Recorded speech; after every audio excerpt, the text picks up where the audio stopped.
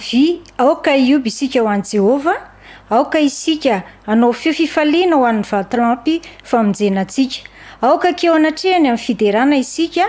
aoka hanao feo fifaliana ho azy amin'ny firana isika, fa Andriamanitra lehibe Jehova ary mpanjaka lehibe ambonin'ny Andriamanitra rehetra izy, eo an-tanany ny fitoerana lalina amin'ny tany ary azy ny tendrombohitra avo. Anomboantsika izao fotoana izao dia andeha hanao ny hira fahefa-polo isika, hira fahefa-polo no ataontsika.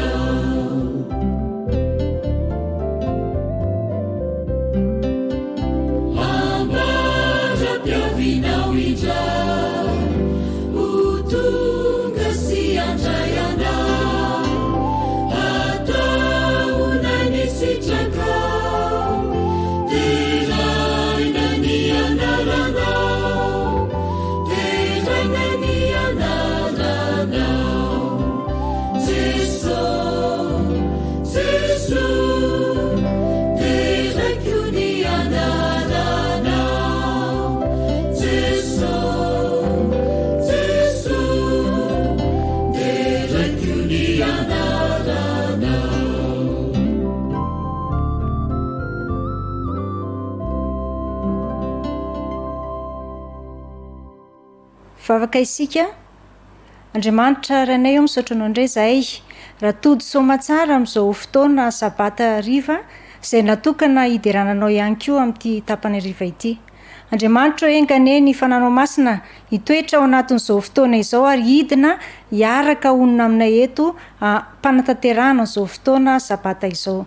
Ny fotoana izay ataonay dia mba ho voninahitra anaranao hatrany ary ny tsirairay avy dia samy ahazo ny zavatra rehetra soa ao anatin'izany sabatanao izany. Anaran'i Jesosy no angatana mivavaka. Amen.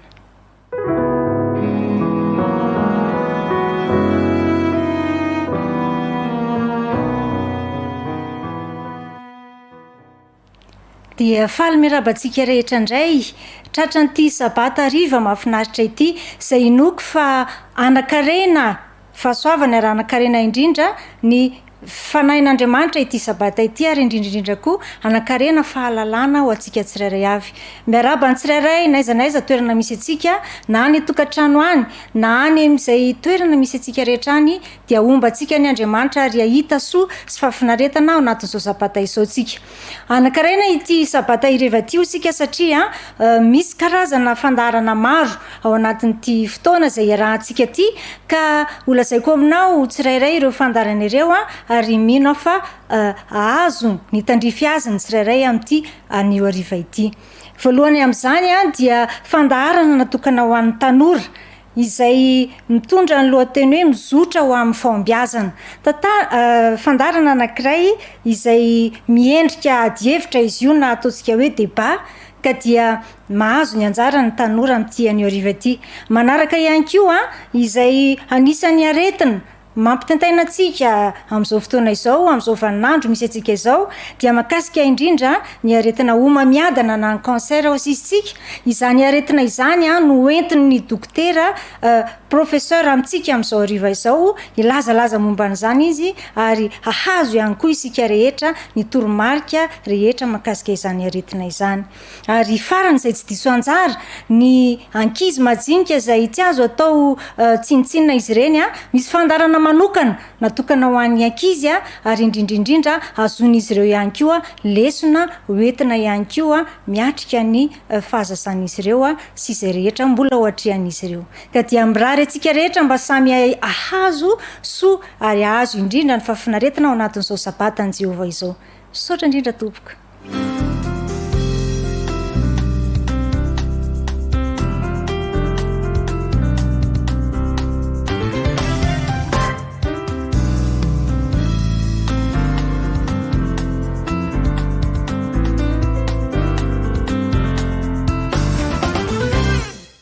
Mizotra ao amin'ny fahombiazana, fantatray fa efa mianatra ny ianao tokantranao na ihany koa eto amin'ny fanamafisam-peo eto manaraka ity fandaharana ity izay efa fanarakao rehefa amin'ny fotoana tahaka an'izao. Atena ny fiarabana satria ny tonga tsy miarahaba na manteritra, hitanao amin'izao tsikitsikitsiky re tanora mahafinaritra, hitanao amin'izao tsikitsiky iarahanao aminay izao, fa tena faly izahay tafaraka aminao. Indrindra moa ny fotoana iarahana amin'ny tanora dia miavaka mihitsy satria izany tanora izany manana ny tontolon'ny fahombiazana, ary ty anio ity mahatoky izahay fa mino izahay fa hitondra ny tanora tsirairay eo amin'ny sehatra ny fahombiazana, ny resadresaka izay atao eto, satria iresaka manodidina ny fitiavana isika, kanefa ihany koa misy ifandraisany amin'ny hoe atraiza no ahafahana ray aman-dreny miditra amin'izay hoe resaka tontolon'ny fitiavan'ny tanora izay. Dia efa eto izy enina mianadansy noho ny lova, sitraka, mandresy, imiora, kandi, fiona tena ho amin'ity anio ity ho arabaitsika izy rehefa avy eo fa niendriky ny fiarahana aloha atolotra anao rinan'ity faingo ity.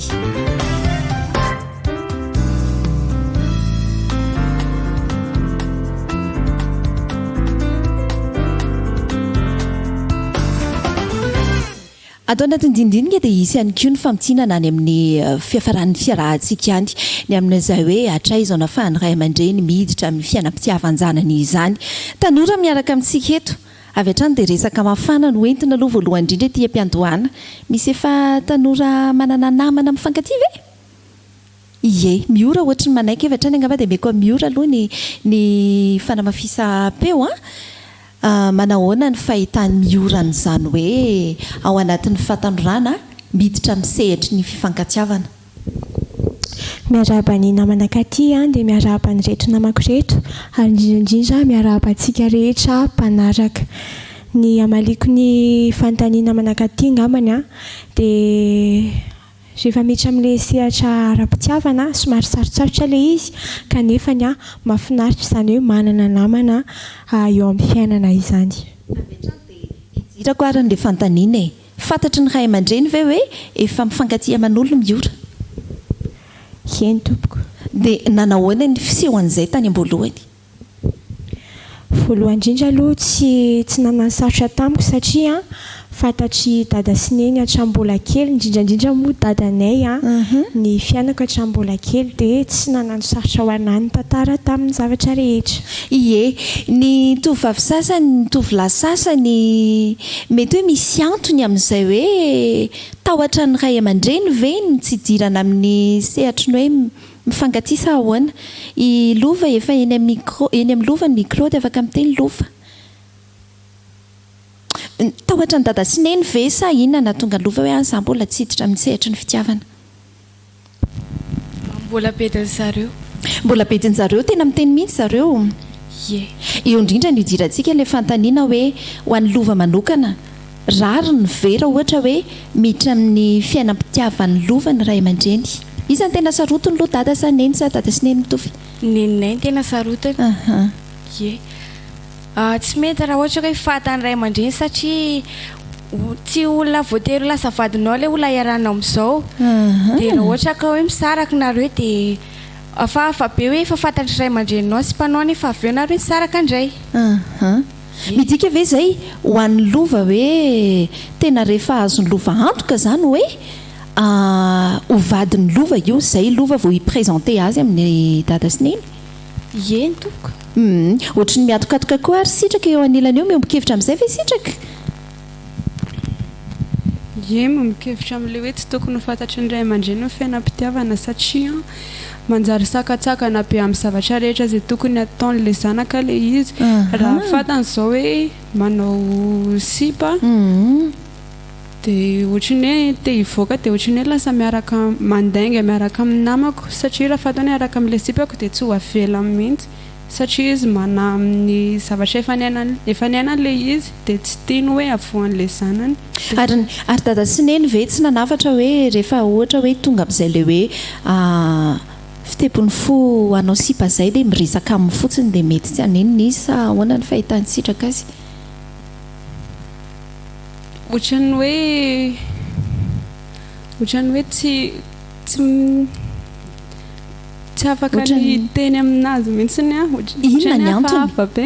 satria matahotra sa menatra sa misy ifandraisany amin'ny lova teo hoe menatra? Oui, menatra. Fa ny ao atokantrano akory tsy mandrara, tsy mbola nisy fandrarana hoe tsy mahazo manao sipa? Misy ka. Misy le fandrarana mahatonga le izy tsy fantany. Dia manahoana ny fahitany sitraka an'izay zany hoe mandrara dada sy neny mahatsiaro tsy mahazo aina ataontsika anaty farangisosina gene ve sitraka sa ve hoe bof mandefa tsy manenina izany? Ohatrany hoe raha tsy andramana ilay izy dia tsy fantatra. Raha tsy andramana dia tsy fantatra. Hitodika kely ato amin'izy telo mirahavavy ato Candy manahoana ny fahitany Candy an'izay hoe hatraizany tokony hidiran'ny ray aman-dreny ny fiainam-pitiavan'ny zanany, tokony hoe fantatra dada sy neny ve sa tsy fantany? Amiko manokana aloha tokony ho fantatry ny ray aman-dreny ilay izy satria ny ray aman-dreny tanora talohantsika dia voalohany indrindra izy ireo afaka manoro antsika ny fihetsika na ny resaka izay tokony ataontsika miaraka amin'io namantsika io. Ka raha ohatra hoe tokony ho fantatry ny ray aman-dreny ary dia hatraiza ilay izy ilay vao manomboka midobodoboka kely iny ve ny fo dia miteny amin'ny dada sy neny hoe neny ohatra tiako ilay zazalahy ohatra izao sa ve hoe rehefa tena tafaraka mihitsy nareo sa aiza ho aiza amin'ilay lalana diavina ny mety maharesy lahatra ny Candy amin'izay hoe tokony fantatry dada sy neny ilay izy? Eo amin'ilay vao manomboka tianao mihitsiny. Raha ohatra hoe ireo amin'ilay vao manomboka tiana ohatra ka ohatra hoe misy fandrarana na misy fanamariana dia manahoana ny mety ho fahatsapany Candy an'izay hoe nareo kosa rangahy mba nampafantatra anareo hoe tiako izy dia hatreo ihany nareo sa ahoana?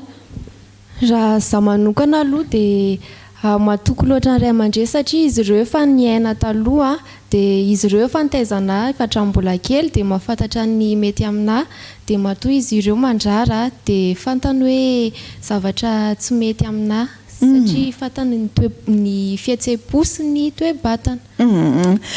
mandresy ien'ny hevitry ny tovolahy laha tokana izy eto kanefa raha zany hoe sehatry ny fitiavana zany tokony hoe na tovolahy na tovavy manana ny ambarany daholo manahoana ny fahitany mandresy an'izay hoe hatraizany tokony hidirany ray aman-dreny amin'ny fiainam-pitiavany zanany sorarindro amin'ilay fanontaniana ary miarabantsika rehetra manaraka izao fandarana izao raha ny hevitro manokana aloha dia hoe tsy tokony hidirany ray aman-dreny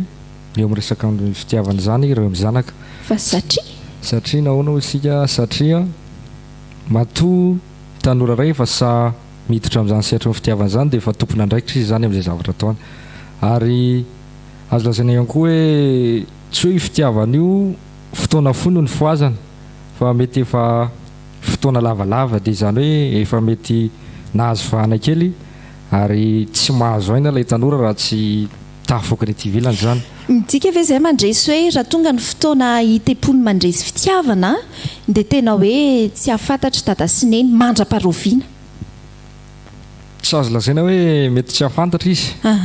fa ho fantany io na tsy ho lazaina ary satria misy fihetsika iovy ety ivelany no tsikarina ka zay mantsy ilay izy fantatry ny ray aman-dreny ilay izy fa atraiza zany raha ohatra izy zany miditra amin'ilay fiainam-pitiavana mandresy dia ahoana ny mety ho fihetsepony mandresy izy indray ny vehivavy iny dia mandresy hoe manao tonga dia lasa mihodina dia anaty chambre hoe atsisy hijiranareo zany na lasa maka kitapo dia lasa mandeha miditra an-trano sa hoe afaka mba mifampiresadresaka mitafatafa kely mandresy ny amin'iny olontiany mandresy iny azo lazaina hoe afaka mampafantatra angamba fa ny hoe ny tena miditra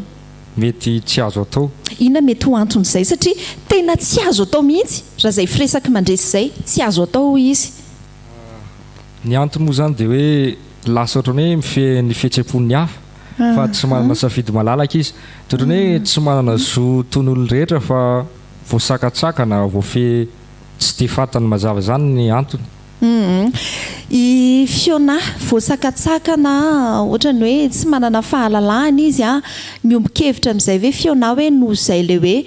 voakitikitika izay ny fihetseponareo tanora ohatra dia hoe aleo tsy miditra lalina ny ray aman-dreny aleo hatreo amin'ny tsy fantatro hoe hatraiza ihany manahoana fahitany fiona raha ny hevitry manokana aloha tsara foana raha fantatry ny ray aman-dreny ny zavatra ataon'ny tanora sy ny olona miaraka amin'ny tanora izany hoe tokony hiditra ihany ny ray aman-dreny amin'ny fiainan'ny zanany fiainam-pitiavany zanany dia dao izay ihany izay mihitsy ny raisitsika fiona le izy zany tsy tena hoe tokony miditra zato isan-jato fa tokony miditra ihany dia izay mihitsy ny tiatsika tongavana hoe atraiza zany no hahafahan'ny ray aman-dreny mihitra amin'ny sehatry ny fitiavana ampively hoe mampafantatra fotsiny hoe neny za misy olona tiako neny za miaraka amin'ny olona ohatra izao neny efa te hanao fiancé zay neny efa te hiditra amin'ny raharaham-panambadiana zay atraiza zany raha ohatra hoe mijery dingana lalana anankiray tsika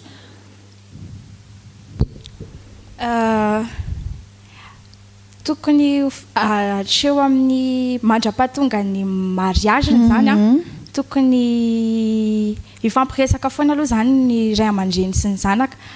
fa rehefa hoe tena tafiditra any anatin'ny tokantrano mihitsy ny tanora dia amin'izay angamba ny tokony tsy dia tena miditra lalina intsony ray aman-dreny fa ampifantarina anazy ihany anefa ny zavatra hoe iainanao sy ny zavatra miseho amin'ny tokantrano izay misy anao izay koa zao anankiray hoe rehefa miditra any amin'ny tokantrano izy tsy tokony hiditra intsony ny ray aman-dreny dia hiverina kely atsy miora satria miora nefa manana olontiana fantatry ny ray aman-dreny fisian'ny olontiany miora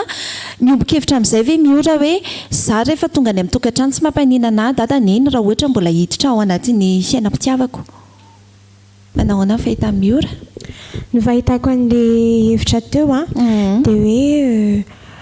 hoe alohan'ny hidiranao amin'ny tokantrano aloha dia afaka manolo hevitra tena marina moa zany namanakaty dia eo foana ray aman-dreny na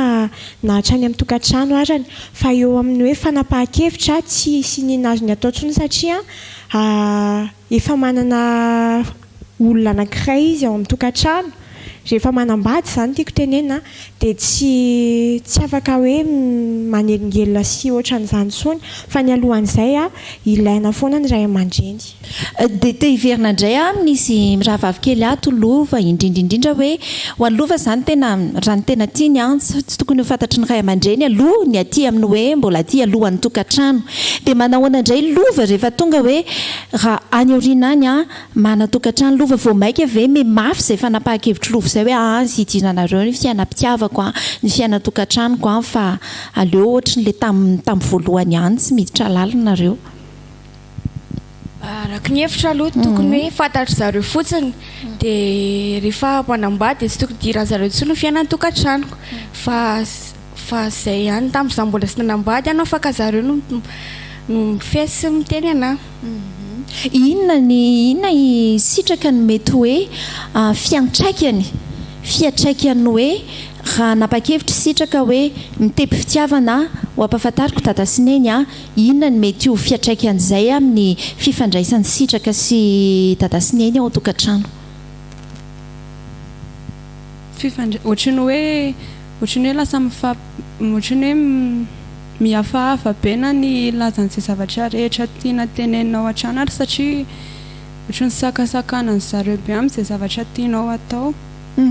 Dia mety inona no aterak'izay le hoe voasakatsakan'izay mety hoe lasa manao anditra ve sa ahoana? Ohatran'ny hoe lasa mandainga mamorona zavatra tsisy ohatr'izany. Ary te hihaino ny hevitry ny tovolahyko amin'ny teny hoe manahoana indray raha izao aloha izany nareo ato dia mieritreritra hoe tsy tokony hidikiditra amin'ny fiainam-pitiavana ny ray aman-dreny. Ahoana rehefa any anatin'ny tokantrano kosa ve rehefa ohatra hoe efa lehibe izany nareo manahoana fahitany mandresy an'izay? Sa vao maika hoe vao maika entitra vao maika tsy tokony hidiranareo ny fiainam-pitiavako. Raha valitena zambaranga fa dia aloha hoe tsy miditra satria efa manana tokantrano izy efa mizaka izay vokatra ny safidiny zany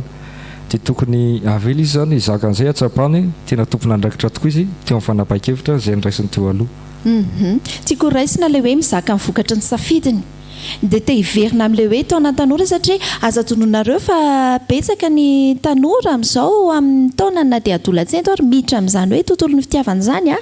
ka raha ohatra izy ka manao safidy hiditra amin'ny sehatra ny fitiavana tsy mampafantatra ny ray aman-dreny tojo olana ohatra ahoana ny mety ho fiseho an'izay ho any mandresy dia andreny feoana tovolahy mihitsy zany satria ny tovolahy matetika ohatrany hoe afaka madiodio raha sanatria misy favoazan'ny tanora anankiray ohatra hoe solafaka dia ny ray aman-dreny ihany miaritra an'ilay izy rehefa avy eo. Azo ambarana fa dia hoe raha sendra olana dia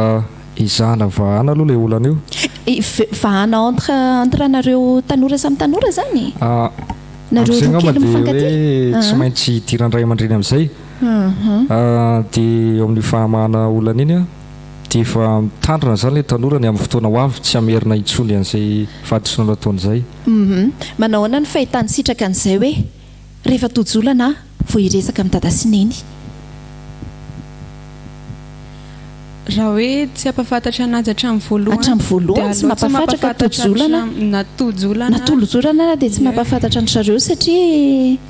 satria manjary voamay lasa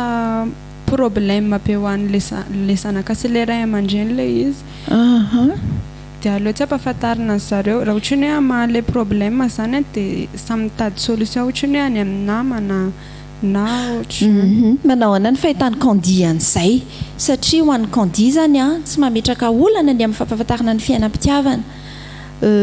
mety ho moramora kokoa ve sa mety ho olana kosa rehefa sedra olana dia aleo tsy miresaka amin'ny ray aman-dreny mihitsy raha le situation. Ny azo ambara angamba dia aleo miresaka amin'ny ray aman-dreny ihany satria izy ireo nefa nanakinana le fiarahana dia izy ireo ihany no inoko fa mahita vahaolana amin'ny zavatra izay nataonao. Miora efa nisy fotoana ve nisy hoe fanakanana na torohevitra tsy mifanaraka amin'ny eritreritrareo roa kely avy amin'ny ray aman-dreny nomena anareo dia nanahoana ny fiseho an'izay raha ohatra ka nisy? Ie efa nisy satria ny fiainan'zareo taloha hafa mihitsy dia ny amin'izao koa nefany hafa kanefa ny na dia nisy ary izay fanakanana izay dia niezahako ny fantarina tsara hoe inona ny antony nanosika ny nenay indrindraindrindra nanakana an'ilay izy dia avy eo ary rehefa azoko ilay izy dia tsy sarotra ho ananina natanteraka mitady vahaolana zany. Dia le tovolahy miaraka miora ve niombon-kevitra miora ohatr'izay hoe fantatry ny ray aman-dreny ihany koa ny fiarahanareo dia afaka niditra foana ny ray aman-dreny tamin'ny fiarahanareo hatramin'izay? Ie fantany dia niombon-kevitra hatramin'ny voalohany ihany koa izy. Eny ary andao fipehesika ny fiarahana aloha amin'ity an'io ity te hitodika kely amin'izy telo mena dahato lova indray ngamba aloha no mena fitenenana voalohany hoe inona zany no azosika mehezana izay zavatra rehetra nresahana teo raha ohatra ka ty loha hevitra ity nresahana hoe atraizana afahan'ny ray aman-dreny miditra amin'ny fiainam-pitiavany zanany. Inona no azosika mehezana azy?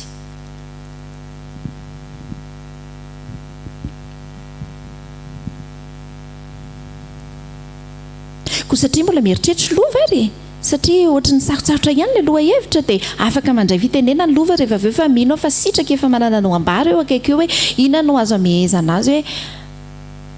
atraizao no afahan'ny ray aman-dreny miditra amin'ny fiainam-pitiavany zanany. Raha ny hevitreritra mbololo dia efa hoe tsy tokony ho fantatry ny ray aman-dreniny ny fiainam-pitiavana raha mbola vao metomboka dia rehefa tena eo amin'ilay manana fikasana hoe anorina tokantrano. Ie manana fikasana hoe anorina tokantrano izay vao ampahafantarina anazy hoe ohatr'izao ny olona miaraka amina. Ho an'ny mandresy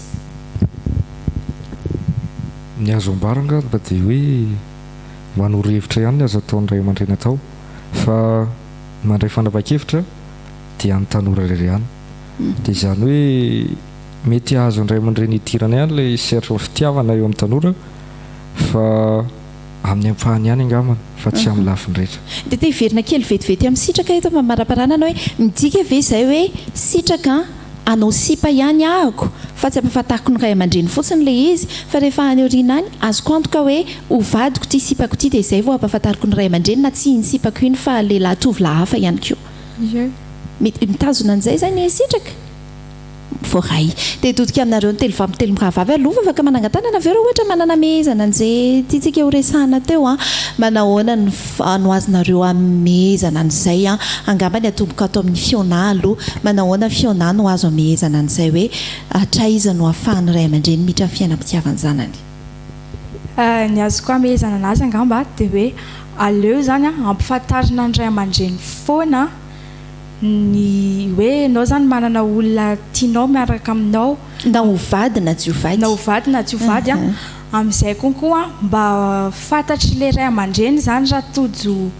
olana ianao dia mba afaka manome hevitra ho anao ny ray aman-drenao fa tsy hoe amin'ny namanao ianao raha ohatra amin'ny namanao ny tady dia mety le namanao mbola tsy niaina fiainana hoe ohatra izany dia mety hevitra diso mety omenanao mety mbola vao miampitombo problemanao fa aleo hoe ianao zany mifandray akaiky amin'ny ray aman-drenao dia amin'izay natojo olana ary dia mba efa eo le ray aman-drenao afaka nanampy anao amin'izay olana mahazo anao izay. Kandi ny azo amehezana azy dia aloha hatrany miankina amin'ny ray aman-dreny dia mametraka ny nao sy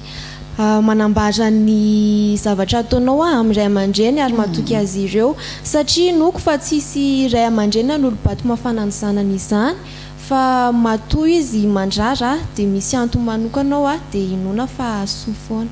Ny amehezany miora azy ary ny amehezako anazy angambany dia hoe ilainy dada sy neny ao amin'ny fiainam-pitiavana satria izy ireo efa nandalo lalana maromaro dia ilainy izy ireo ary azon'izy ireo atao foana ny mitrantrehatra mandrapatapitry ny maha olo-tokana n'le olo anankiray, zany hoe rehefa tsy manamba alohan'ny fanambadiana zany, fa rehefa manambady kosa dia azo ray aman-dreny ataony mbola manoro hevitra trany ho anay tanora, dia ankoatran'izay moa ny vavaka ny tena ilaina. Andeha ry hofitintsika ny resaresaka sy tindinika izay natao teto hoe ray aman-dreny mpanabe no ampandrosoantsika avy hatrany.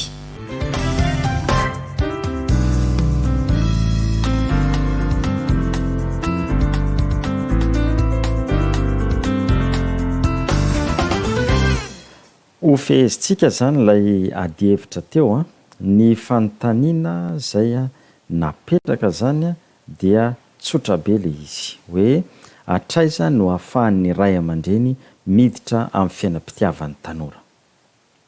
Olona telo na vondron'olona telo zany farafahakeliny no voakasika ty fanontaniana ty. Le mpifankaty tanora zany dia ny ray aman-dreny ny faharoa,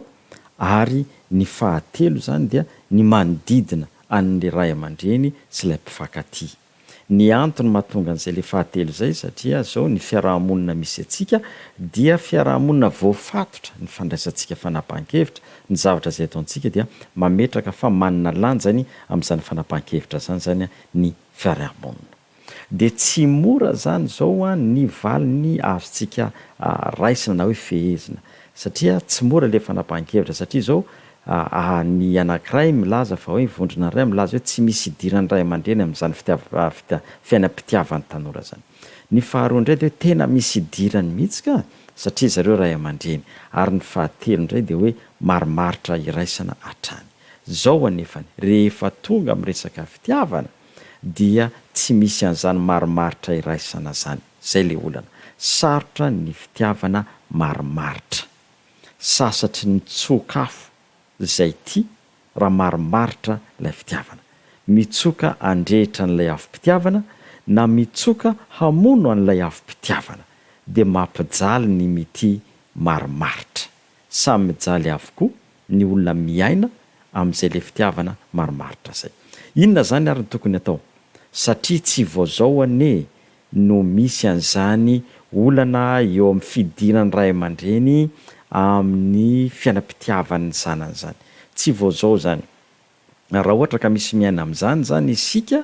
dia tsy sambany ianao efa hatramin'nisy hatramin'ny tantaran'ny tany zany, hatramin'ny fironan'ny olona zany hoe tsy mitovy hevitra mihitsy, ary misy mihitsy tsy fitovian-kevitra amin'ny ray aman-dreny sy ny zanaka na ny ray aman-dreny sy ny tanora. Eny ary inona zany ny zavatra azontsika atao manoloana an'izay zavatra izay? Voalohany ary ny zavatra tsara apetraka aloha zany dia zao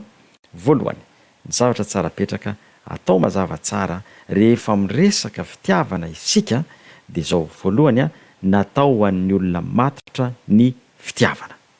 natao an'ny olona matotra. Ny atao hoe fitiavana eto zany dia ilay fihetsem-po lalina mahatonga anao hanakaiky olona iray hifampizara ny fiainanao.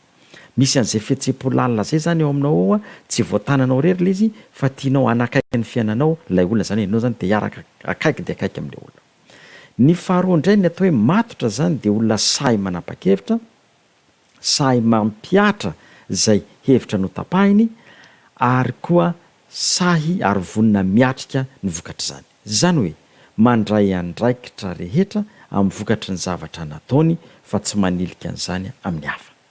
Miainga avy amin'ny tontolo-kevitra io zany isika hoe olona matotra, natao an'ny olona matotra ny fitiavana. Rehefa ianao zany aloha tsy sahy manapa-kevitra, rehefa ianao zany aloha tsy sahy mampiatra zay no tapahinao na ny heverinao atao, rehefa ianao zany aloha tsy sahy miatrika ny vokatra zay dia aza mity, aza mendimendy mity, fa mbola tsy matotra ianao zay.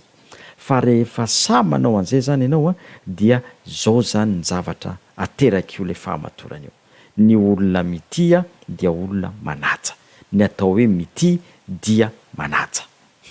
Ahoana indray ny tiana ambara amin'izany hoe ny atao hoe mity dia manaja? Averiko ny fitiavana dia natao ho an'ny matotra. Raha mbola tsy sahy manapa-kevitra, mbola tsy sahy manatanteraka ny fanapahan-kevitra, mbola tsy sahy mandray andraikitra mivokatra izay fanapahan-kevitra zay dia aza mity fa mipetra tsara aloha fa mbola tsy matotra ianao zay. rehefa mity indray ianao satria efa matotra dia dikan'izay mahay manaja ianao zay. Ny atao hoe mitia dia manaja. Inona indray ny dikan'le manaja? Ny atao hoe manaja dia manaiky ny hasin'ny olo tianao.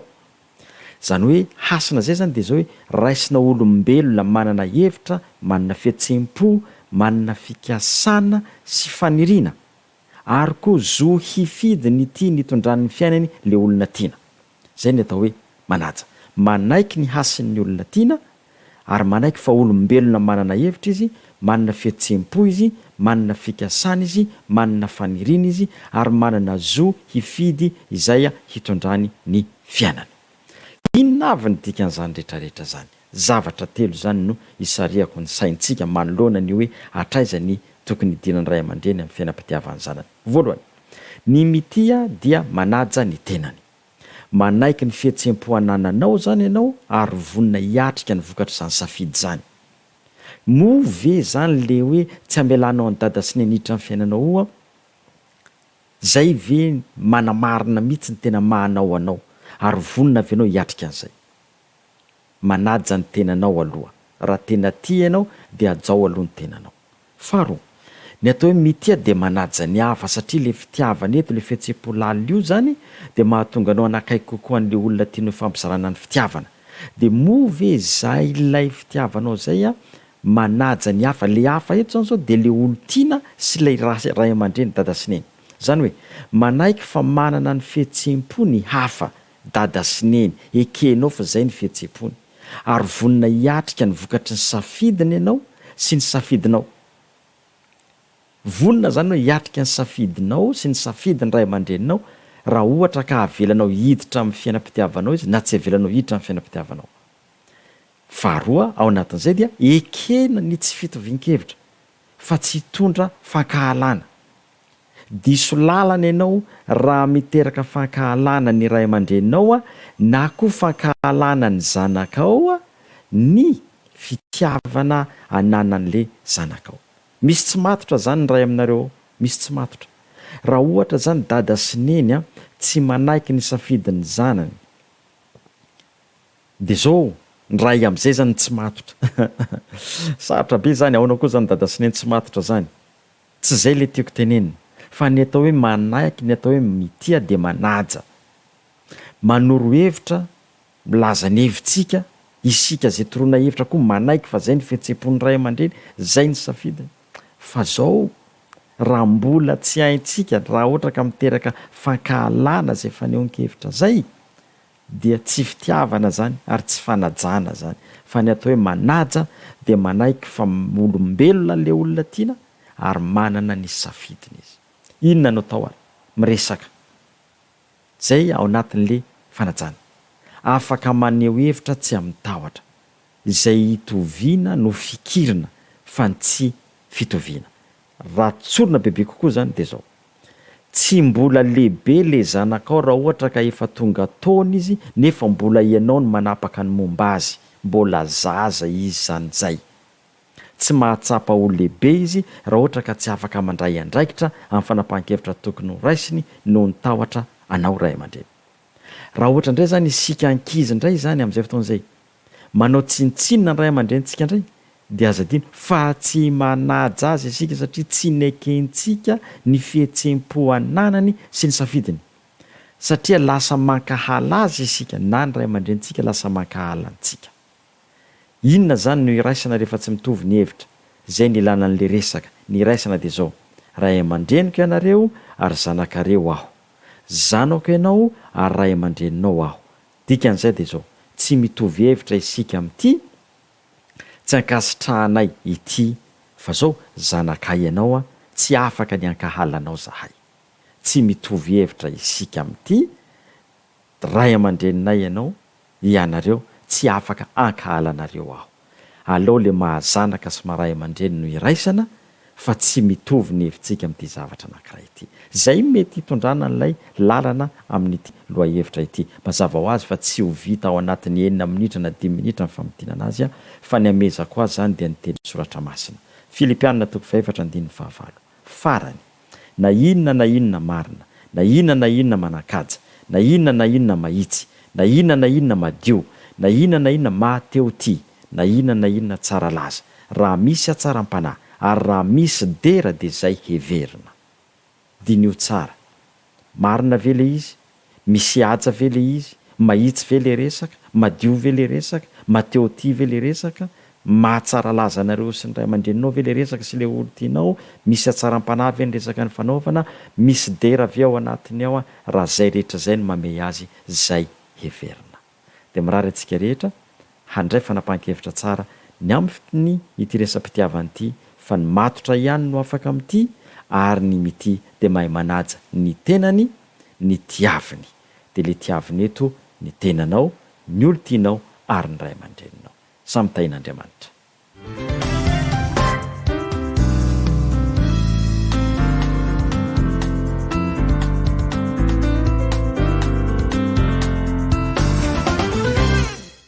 Nafinatra be ny fiarahana tamin'ireto tanora ireto, mihinana keo afatafita tany amintsika tany atokantrano tany ny afatra izay noentin'ny mpanabe ary tsy ho an'ny tanora ihany fa na ny ray aman-dreny ihany keo ary nisintona ny lesona sahaza tao anatin'izay. Eto ihany koa ny farana ny fandaharantsika, nosotra amin'ny fahombiazana ny firariana ny tanora rehetra ihany koa dia isotra ao anatin'izany hoe tontolo ny fahombiazana eo anatrehany eo anivon'ny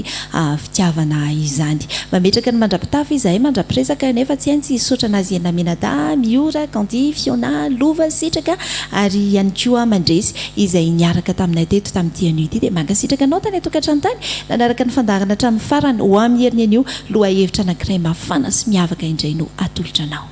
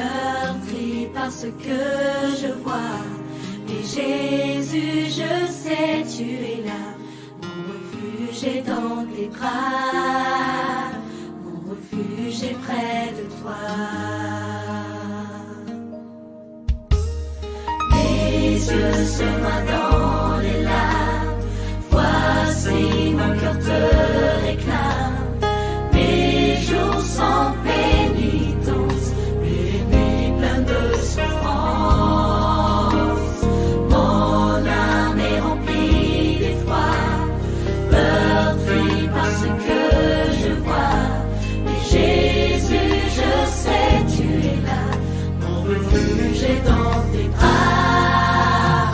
mon refuge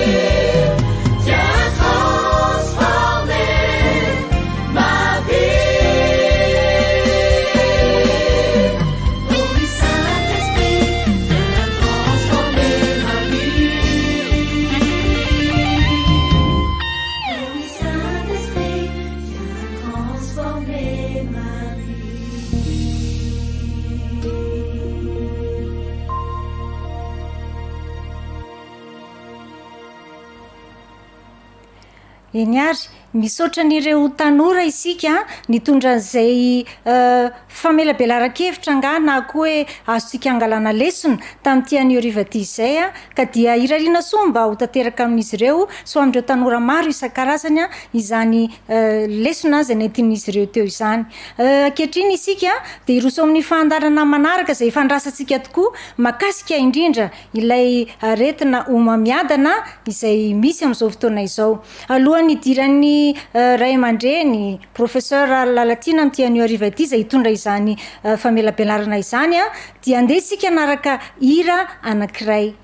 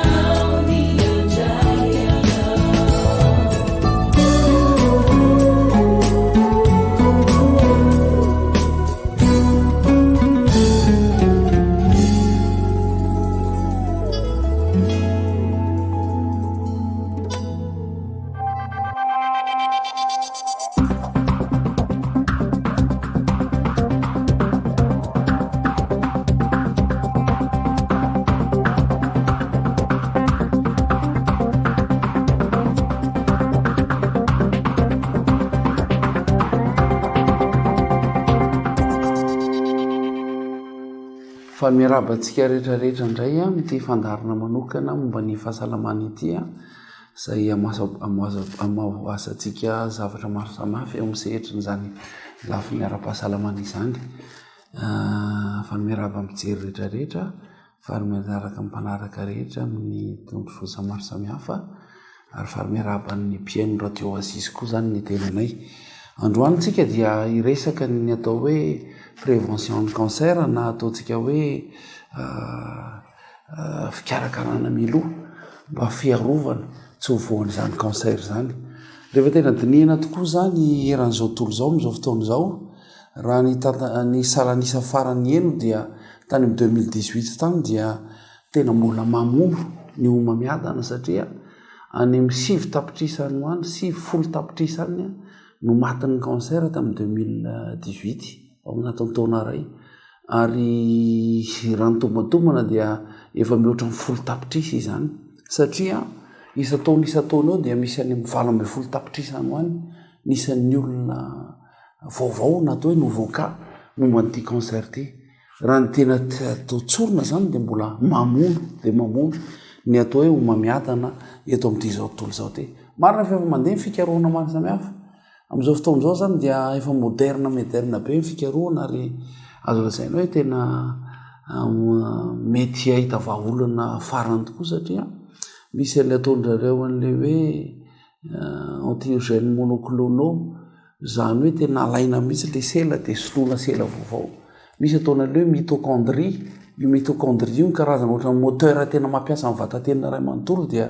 rehefa voan'ny cancer zany dia soloina mihitsy le mitochondrie dia soloina vaovao fa ny tena zavatra tena goavana dia misy an'le ataondrareo an'le hoe clonage zany hoe maka sela any mavevavy sy malelahany mihitsy dia anamboatra olona vaovao mihitsy ry zareo zay le clonage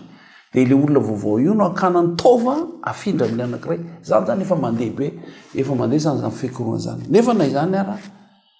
ny antonovana an'le clonage io zany dia juste akanan'ny ataon'le prélèvement d'organe zany anoloana an'le tova tsy mety na zany ary nefa dia mbola mirongatra ny cancer ary ny tena mamono indrindra amin'izao fotoana izao dia ny cancer pulmonaire na ny tratra zany sy ny cancer colorectal na ny amin'ny vavony ihany zany azo atao tsara nefa misoroka ny ty cancer ty ary zay ny tena antony dinidinika amin'ity fotoana ity satria be dia be ireo cancer azo soroana be dia be ny cancer tokony tsy hiatra eo amintsika fiainan'olombelona ary matetika mahatonga antsika voan'ny cancer dia ny atsirampina sy ny tsy fanaovantsika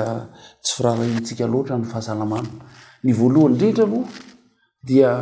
tokony mijanona aloha zany ny fifohana sigara satria raha ny fifohana sigara manokana dia mamono hatrany amin'ny 7 million 7 tapitrisa isa-taona any ny cancer amin'izao fotoana izao dia io mahatonga ny cancer ny avokavoka io sigara io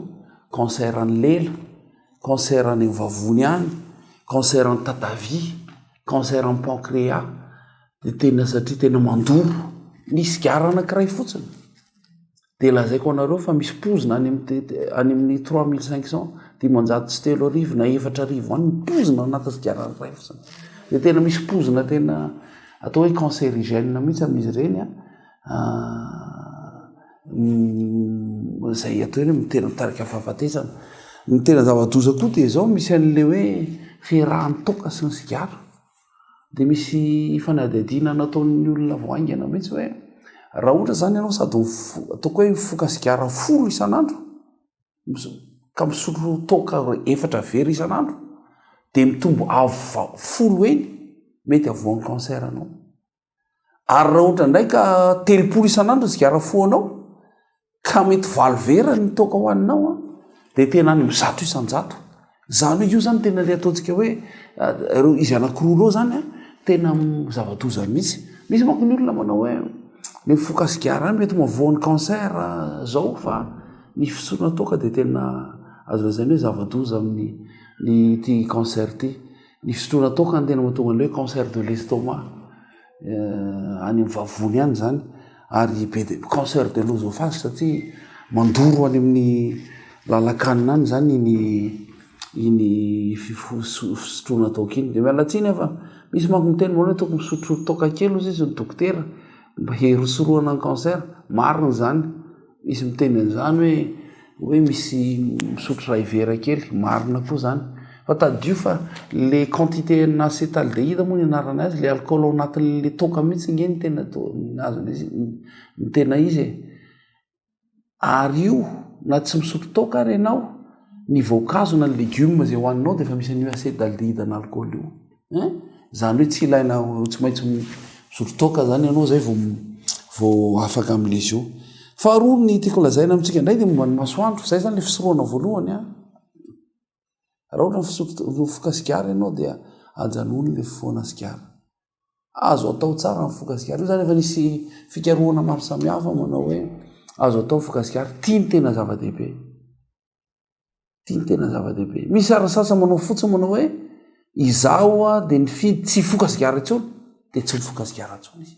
satria hoana za teo ivelona za teo salama zay dia efa ampy fa tsy hoe koa tsy maintsy vidy azao aloha misy an'le hoe patsa na nikotine nesa tsy zany ty za mba te ho lava andro iainana mbola manana vady aman-jano karakarana dia zay dia zava-dehibe ka io le volonté io zany na le hoe sitrapo finiavana hijanona io tena zava-dehibe dia ohatran'izany koa nitoaka ajanona le satria misy fitenena anankiray izy ataonay zay hoe un stimulant appelle un autre stimulant rehefa mifoka zava-mahadomelona anankiray ianao dia miantso zava-mahadomelona koa iny dia ohatr'izay io zay mahatonga ny olona sady mifoka sigara izy misotro toaka izy mandrongony izy satria miantso foana dia lasa dépendant na atao an'le miankina amin'izy izy. Faharoa ny tiako lazaina indray dia momba n'le hoe masoandro koa zany dia mila mitandra antsika satria masoandro mety ho namantsika mety ho fahavalontsika koa namantsika mety fahavalontsika tokoa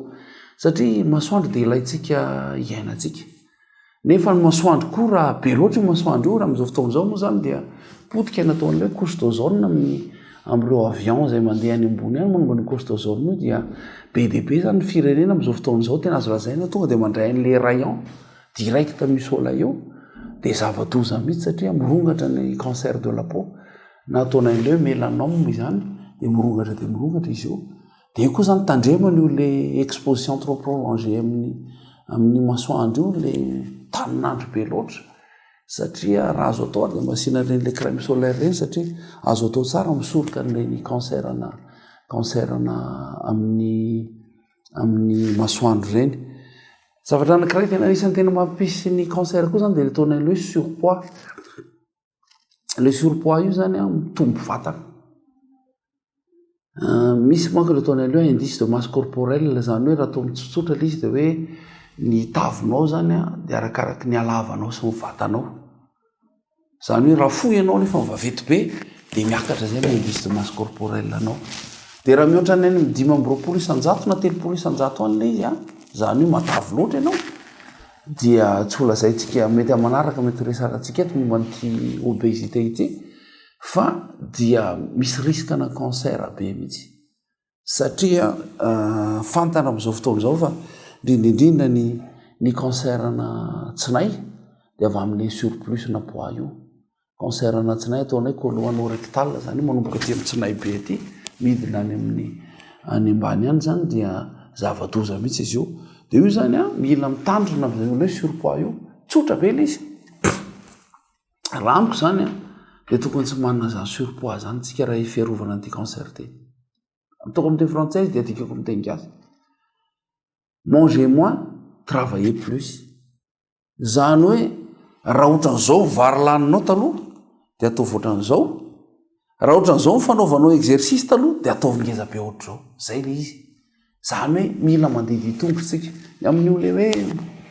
io zany dia efa fantany manam-pahaizana rehetrarehetra ny fanaovana exercice fa tena anti cancéreux miaro amin'ny cancer raha tena tsy ho voan'ny cancer mihitsy ianao zay manam-pahaizana boky be da be dia tokony manao fanatanjahantena 30 minitra isan'andro zay ny tena fiarovana goavana 30 minitra isan'andro farafaratsina raha olon-dehibe zany ianao dia tsy hoe koa hoe miazakazaka be manao marathon na jogging fa manao marche fotsiny manao lamarche fotsiny ianao dia 30 minutes par jour tsy ho voa ny cancer ny sein zany io mamiada ny nono dia tena azo efa tena sura mihitsy hoe raha manao zany ny vehivavy dia tokony tsy voany mamiada ny nono mihitsy dia misy reo mamiadana maro samihafa koa zany le zako hoe tsy nahita eo zay tsy tokony avoko prostate koa zany raha ohatra ianao ka manao zay fanatanjahantena zay dia tokony tsy voan'ny prostate koa tandremoko manaraka tandremo ny fihinanana hena be loatra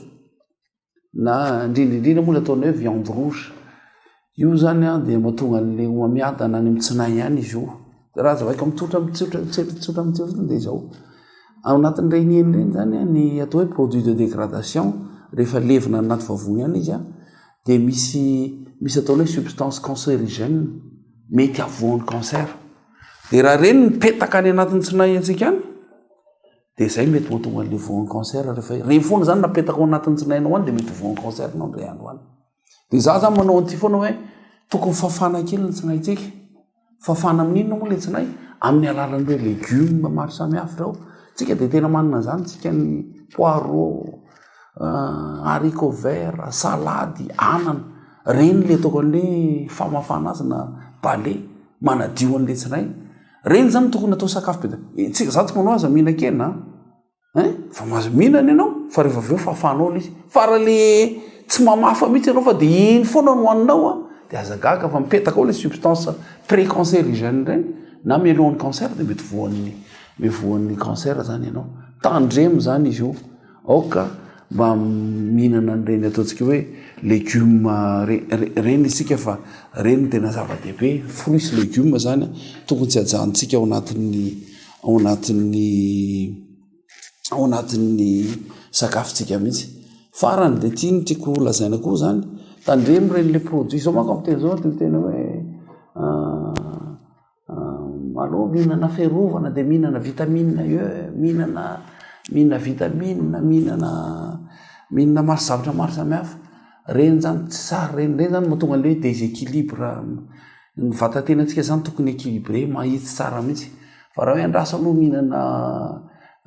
antioxydant zao zany dolo manko nataon'ny olona dia hoe matahotra voan'ny cancer dia tonga dia mihinana antioxydant maninonao mihinana ao anatin'ny sakafonao nge dia efa misy raha mihina sakafo ara-dalàna fotsiny ianao raha sakafo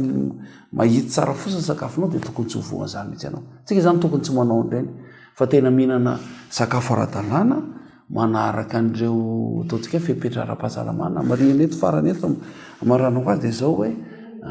tokony misotro rano ny rano zany dia tena ataoko hoe pompier ny cancer fanadiovana ny cancer fanondrana ny maloto rehetrarehetra ny vatantenantsika io zany matetika ny tena tsy ampy amintsika dia tokony mianatra misotro rano ara-dalàna tsika za manao hoe rano tsy haiko hoe le kokana soda reny fa tena rano tsotra mihitsy rano ampangotrahana raha tsy mafaka mividy an'ireny tavoangy viva sy maro samihafa reny tsika dia ampangotrahana le izy dia mianatra mizatra n'izany fa za dia miteny atsika fa raha voarakitsika ireo fepetra na le ataontsika hoe cancer am-pahasalamana dia azo atao tsara ny misoroka ny cancer na nomamiadana zany ny fitsaboana ny cancer manko dia ataonan'le hoe mitomba ny andro iainanao rehefa voan'ny cancer ianao dia matetika ataon'ny olona ohatrany hoe condamné fa za moa fa niteny tamintsika manao hoe amin'izao fotaon'izao fa moderna reo fikarohana tsy ho ela dia efa mety misy an'izany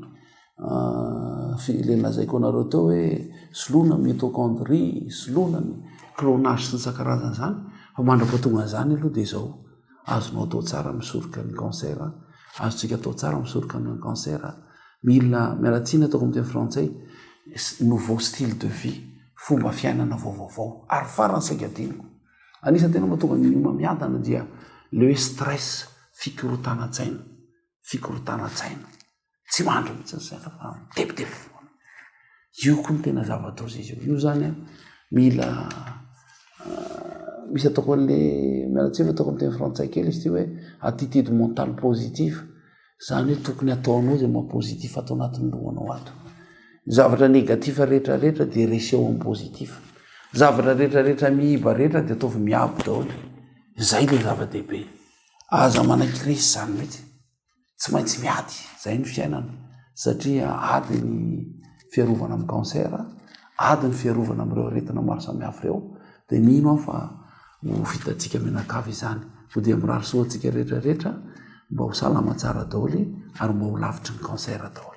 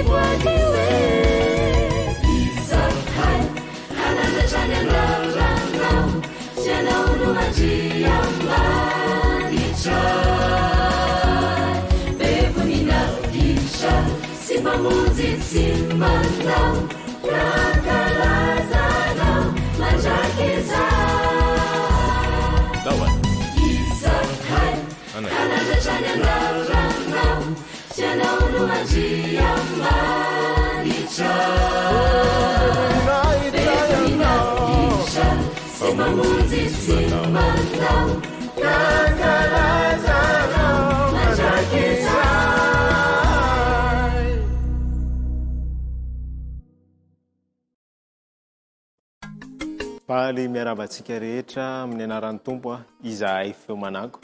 fiadanan'ny tompo ane eo aminareo tsirairay avy faly izahay manolotra ny hira maromaro vitsivitsy hoentina hiderana ny tompo ary mianofinaritra tompoko faly ary izahay anolotra ireto hira maromaro vitsivitsy ho anareo ireto indray hira izay hitondra fampaherezana atsika hira ho fiderana an'Andriamanitra tao ao izay tsika dia nitojo zava-tsatra kanefa dia miantso atsika ihany koa ireto mba hanantona an'i Jesosy hitadito fa izy dia maty hamonjy atsika ka tsy ho variana amin'izany fahoriana na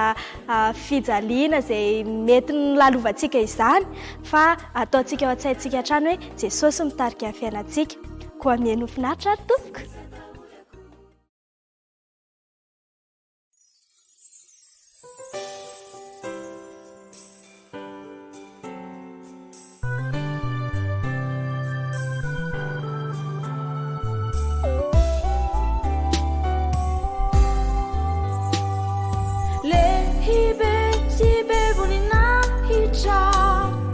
Yanao ritumpu awindinda cita faritra tiao upanumpu lehibe sibe vonina fahitra ianao ry tompo avindrindra tsy tafahitra dia hompalompo hira hira fifalina no asadratra hoana tsy hoela hotoro fanirina hony antanya antany vava hira hira fifalina no asadratra hoana tsy hoela hotoro fanirina hony antanya antany vava hira hira fifalina no asadratra hoana tsy hoela hotoro fanirina hony antanya antany vava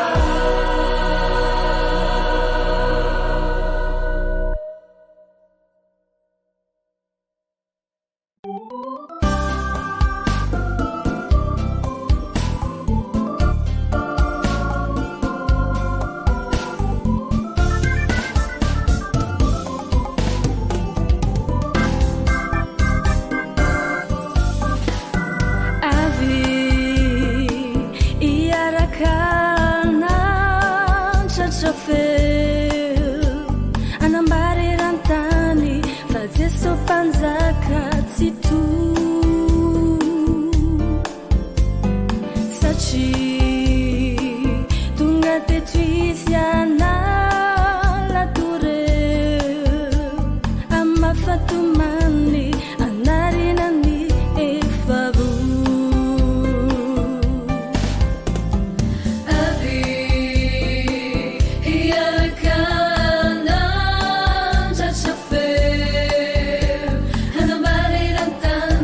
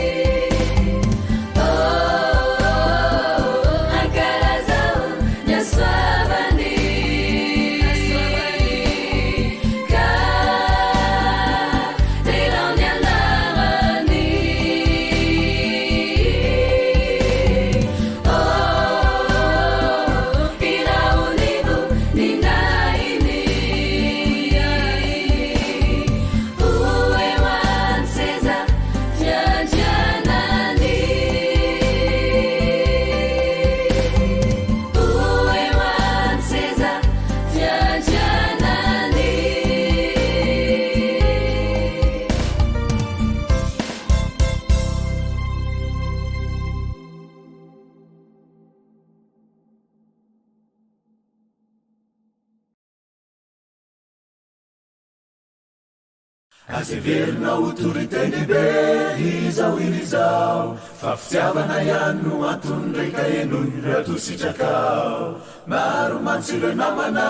namakizay efavo satria tsy mba nahalalakory izy ary ko tsy nanam-po eny tsy nalalakory ande izy sa tsy nanam-po maro milaza fatianao fizonnamanao ambadika nefa mitetika tranony andao samely anao miala sy mitsikera fony izay rehetra atao tsy miendriko namanao kory ane izy tsy famiazana velatsy tsy afaka nampianao kory ane izy tsy antsy anorotsy ty sasany volany tiavany anao olona tena titeny sasany laino ianao metimety fa tsenatra ho azony re namana misy patsay anao mamihevera ihany amiko aloha tsy mba namana mihitsy ny antsoko sany olony zany amiko rehefa avalo zareo no mba hany antsoko azy re kangatao amy tompo zay ho namanao fizanampy anao fantamfoana zay sahazanao zay metrika nitoetranao jesosy lay tokana fizy mafantatra izy reny no afaka nolotranao ira namanao izy le namana mihoatra ny afafatysaty manao minizay fayanao iankio de ho namana mafatrapo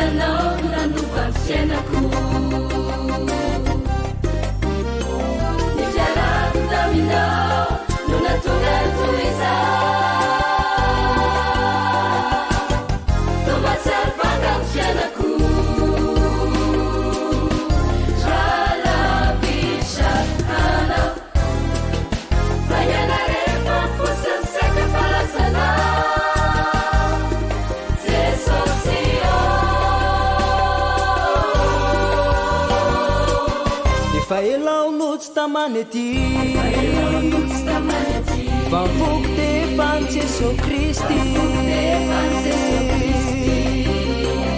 iraditrako taloha dia afoko amiko isaroko ianao lay namonjy teo anilanao no nanovany fiainako ny fiarako taminao no natonga toy izao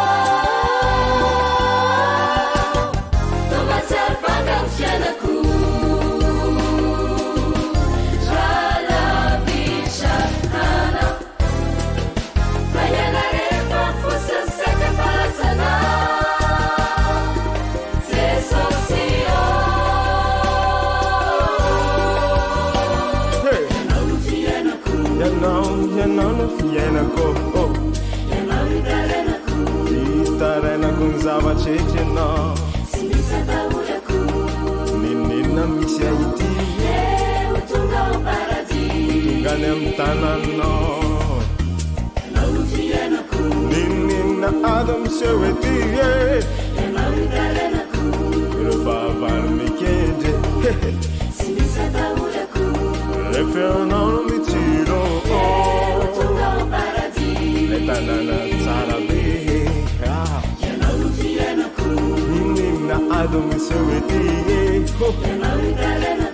revavalo mikendre arnao utunga andao olisike andao ara yanao no fiainako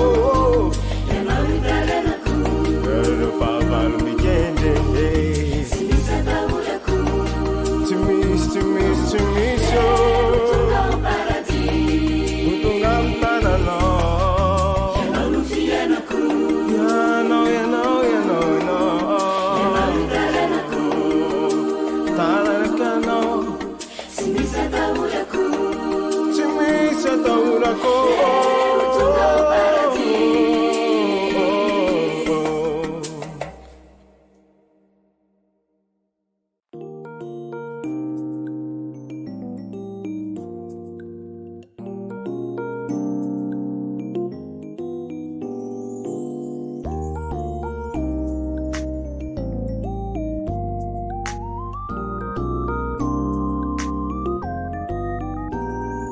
feno fifalindaneny foko ramandreny antsonao riray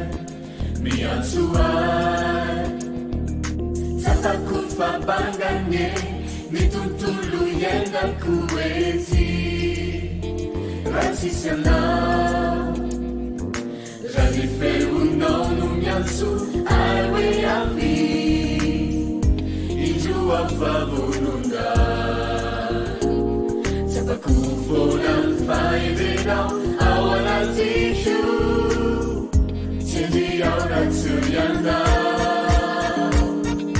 Fifali wanyansuna Vidalisha iredina Bununo Saulizao Anarakani lalamna Fifali wanyansuna Vidalisha iredina Bununo Saulizao Anarakani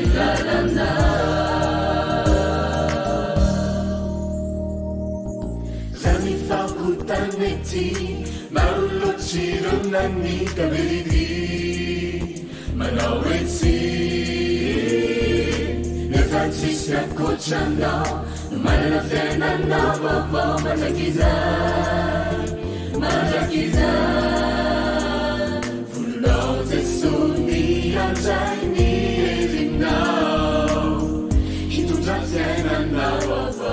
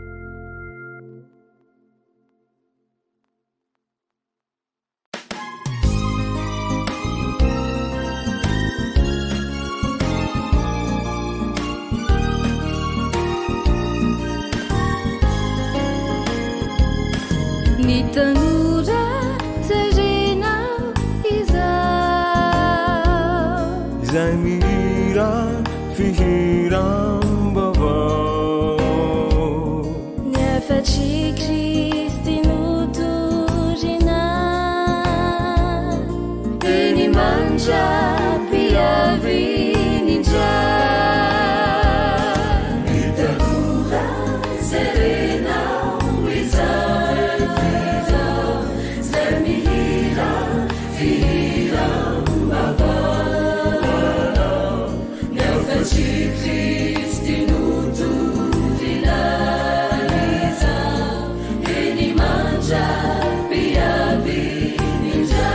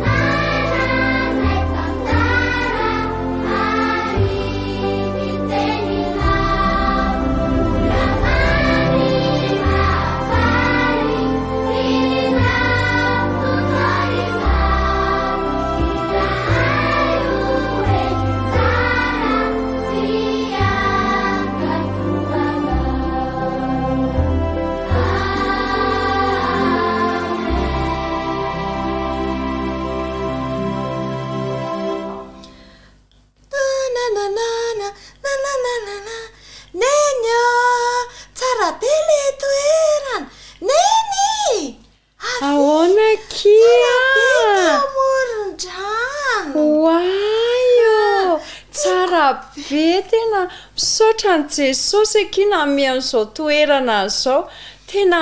nazarany aky mahatsapa mihitsy hoe ohatra ny milamitsaina zany aky mahita nyity rano zava-maitso ndray tiako be neny tiako be merci neny fa nentineny taty za misaotra ndrikoky niaraka tamiko mankasitraka dia ahoana jereny ery misy voninkazo tsara be hitandriry amin'ny andry mola hoe voirana mahay andrema tsara be jereny ery azo ry milahatra be le azo tena hain'andriamanitra mihitsy hoe mba ame fifaliana atsika ny namorona ny azo reny ame rivotra madio atsika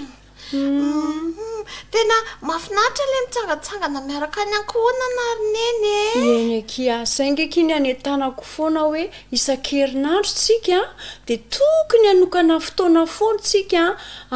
na dia adiny ray fotsiny eny tokony hanokana fotoantsika ho an'ny fianakaviana tsika sindrisao amin'ny mahazanako vavy indri dia mba te hisara zavatra amindria dia fotoana ohatr'izao mba ahafahantsika mifampiresaka satria ndry mandritry ny herinandro any am-pianarana foana ny sahirana miasa dia sao zany mba fotoanantsika sindri aloha atao maman-kalain-kely ndry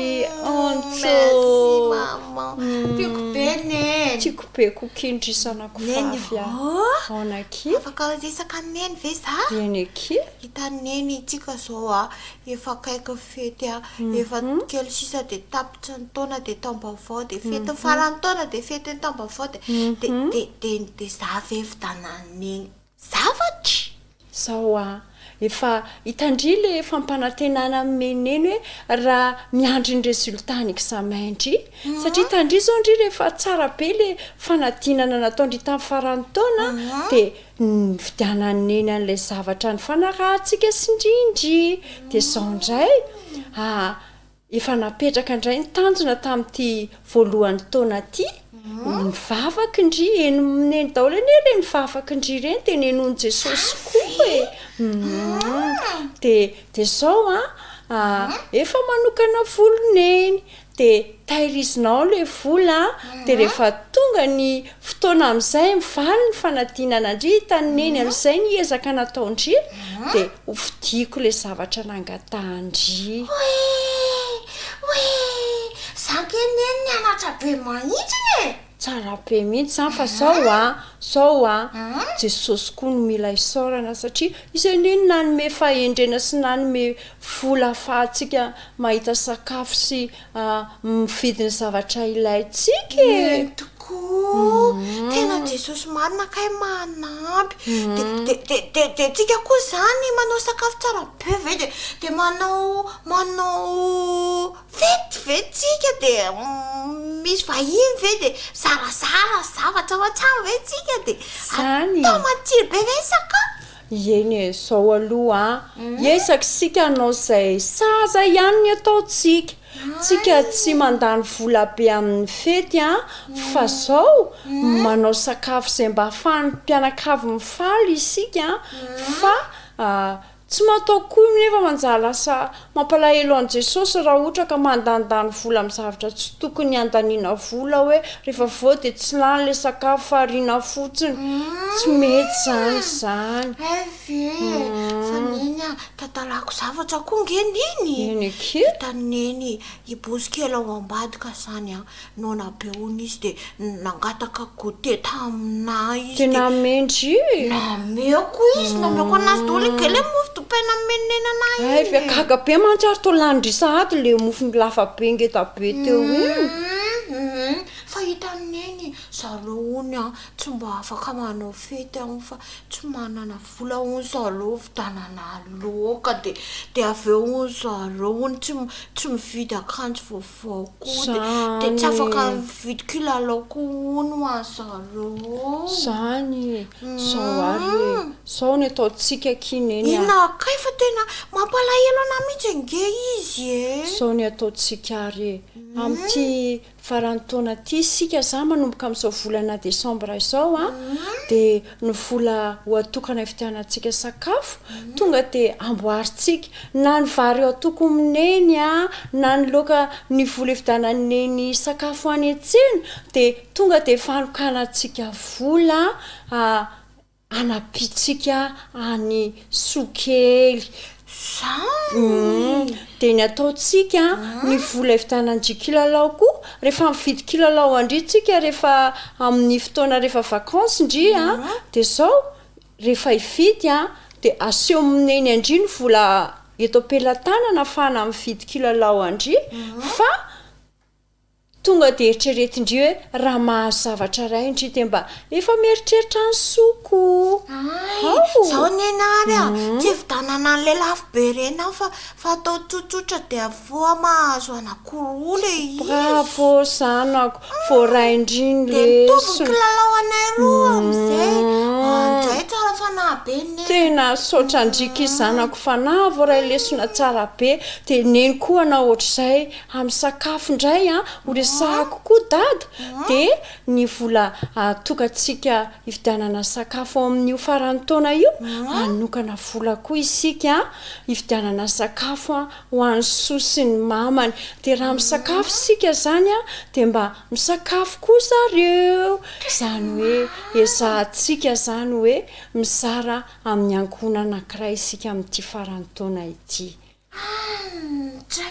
hevitra mety daholo zany eny tena marina zany aty zavaboary aty koa mampieritreritra be ohatran'izany ve ka hitandry jesosy enkeky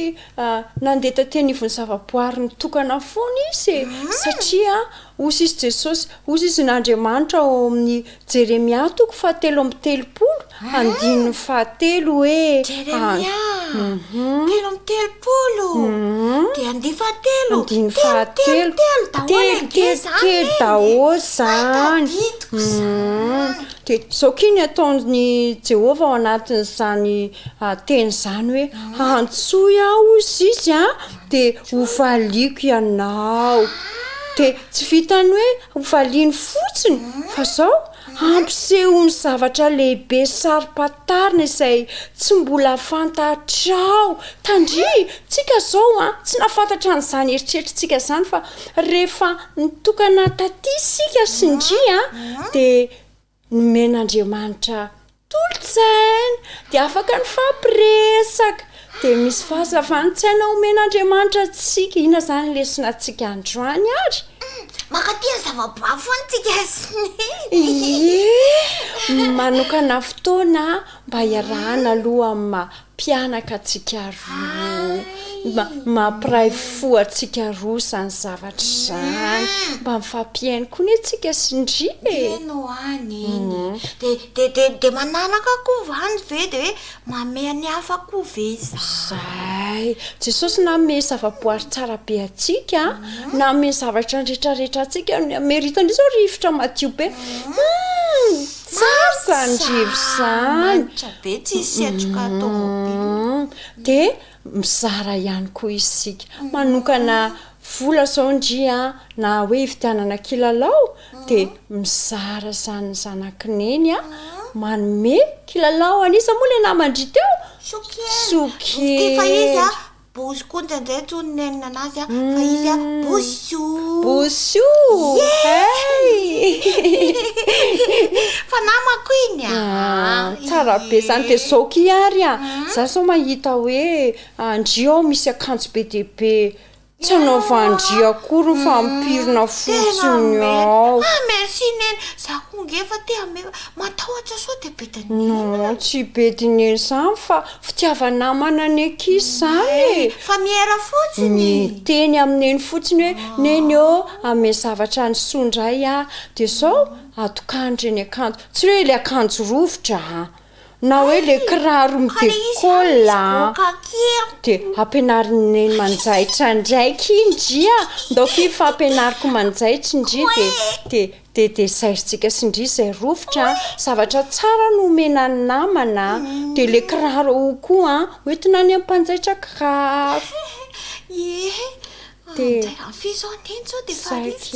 zay fa ndao alohatsika sindry anao dia tongotra kely fa ilaina koa ny akiny rehefa mandeha aty amin'ny rivotra madio ohatrao dia manao dia tongotra kely anaraka ny moron-drano ndahoary lalala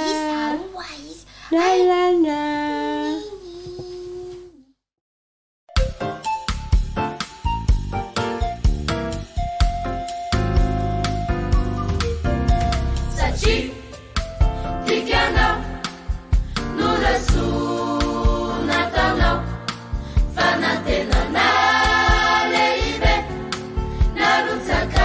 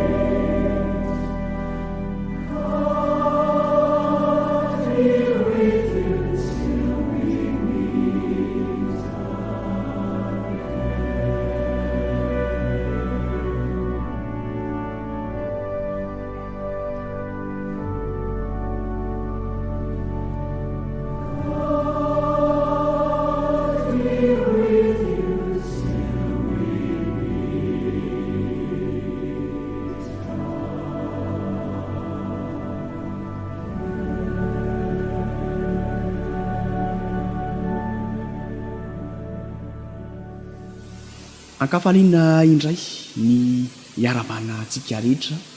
miaraka amin'izao fiarahana mandinika ny tenin'andriamanitra izao ny fampizara fampaharizana avy amin'ny sokatra masina izao anio dia lohateny ifampizarantsika ny hoe fivavahana marina ry havana mandinika sy manara-maso antsika jesosy tsy karina hatramin'ny antsipriany madinika indrindra mety tsy ho hitan'ny olona mety tsy ho tsikaritry ny besiny maro fa hitan'ilay mahay mandinika sy mamantatra ny fotsika sy ny ao antsantsika maneo izay fomba afijeren'andriamanitra izay ity tantara izay nambarany ny apôstôly marka ity ao amin'ny marka toko fa 12 andin'ny fahatelo amby efapolo marka toko fa 12 andin'ny fahatelo amby efapolo ary jesosy ny antso ny mpianany anaton'azy ka nanao tamin'ny hoe lazaiko aminareo marina tokoa fa himpitondra tena malahelo io no efa nandatsaka be no izay rehetra nandatsaka tao amin'ny fandasanan-drakitra nanome fanatitra nanome rakitra fa himpitondra tena io io ny nanome betsaka indrindra tsisy nahita fa jesosy natsikaritra ary ava mahita ny ataontsika hatramin'ny madinika indrindra ilay mpamonjy tiatsika andia hiaraka hivavakatsika milo indrindra midirana amin'izay fa melabelarana izay andriamanitra miantso anao izay amin'izao fotoana andinianay ny teninao izao mangataka ny fahazavan-tsaina avy aminao mangataka ny fitariana avy amin'ny fanana ka inao no miteny soraty ao am-po sy ao an-tsainay tompo ny afatra tianao amitena amin'ny anaran'i jesosy nankatana izany amen fivavahana marina meloana hidirantsika amin'ny fanazavana izay loha hevitra efa fantatry ny besiny maro zay dia andeha akatiny anankiray eo amin'ny salamo fa 20 salamo fa 20 rainy ny kamboty sy mpanome rariny ny mpitondratena andriamanitra ao amin'ny fonenany masina ay misokajololona manokana izay resahan'andriamanitra manokana teneny amin'izany teny kanto izany rainy ny kamboty sy mpanome rariny ny mpitondratena andriamanitra ao amin'ny fonenany masina ry havana misy sokajololona eo amin'ny fiarahamonina eny amin'ny fiarahamonina misy asenao olona mila jerena manokana satria zanak'andriamanitra izy ireny andriamanitra dia miay azy amin'ny alalako sy amin'ny alalanao toy izao ny voalaza ao amin'ny isaia toko fa 17 andininy fahenina sy ny fafito isaia 17 andininy fahenina sy ny fafito tsy izao va no fifadiana izay ankasitrahako dia mahanifatorany faharatsiana ny hanaboraka ny feon'ny zioga sy anefa ny ampahoriana ho afaka ary anapatapaka ny zioga rehetra mo tsy ny izarany mofonao hoaninaona va sy ny hampiantrano ny ory manjenjena ary mba hanafinao izay hitanao mitanjaka ka tsy irombelona amin'ny namanao ianao fantaniana mila valina ambo sy aminao zany ry havana moa tsy ny izarany mofonao hoaninaona va ny ampiantrano ny ory manjenjeny ny hanafy izay mitanjaka ary tsy irombelona amin'ny namanao andriamanitra no mantany asenao raha manao izany isika inona ny valiny inona ny vokany hoa inona ny valiny sy ny vokany ho anao ao amin'ny andininy fahavalo ny fanazavana fa raha izany dia hiposaka tahaka ny fahazavan'ny maraina ny fahazavanao ary ho tonga faingana ny fahasitrananao ny fahamarinanao no loha lalanao ary ny voninahity Jehova no vody lalanao zany le havana ny teny fikasana omeny tompo ny olona izay miahy ireo sokajin'olona zanak'andriamanitra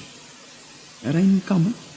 mpanome rariny ny mpitondra ten'andriamanitra ao amin'ny fonenany masina ny mpanao salama moa sy ny zaranompona ho an'ny ona va sy ny ampiantrano ny ory anyme ny tsy manan-kitafy izany no tenenin'andriamanitra amintsika ary ny mahagaga kanefa tsy mahagaga eny any satria ilay andriamantsika dia tsy miova dia voalaza ao amin'ny Matio toko fahatelo amby roapolo andininy raiky amby telopolo ka hatramin'ny fahatelo amby telopolo zay andininy fantatsika izany teo zao ny voalaza ary raha tonga ny zanak'olona amin'ny voninahiny ary raha ny anjely rehetra dia hipetraka eo ambonin'ny seza fiandriana ny voninahiny izy ary ny figanena rehetra angonina eo anatrehany dia hanavaka azy tahaka ny mpiandry ondry manavaka ny ondry amin'ny osy ary ametraka ny ondry eo amin'ny akavanana izy fa ny osy eo amin'ny akavia ary amin'izany ny mpanjaka dia ilaza amin'izay eo amin'ny akavanany hoe avia anareo izay notahin'ny raiko mandovany ny fanjakana izay voavoatra ho anareo hatrizay nanorenana izao tontolo izao fanona aho dia nomenareo hanina nangetaeta aho dia nampisotsonareo ny vahiny aho dia nampiatranonareo izay ihany lay teny nambaran'i Jehovah atao amin'ny Isaia mizarany mofo ho an'ny naona mampiantrano ny ory manjenjeny ary manafy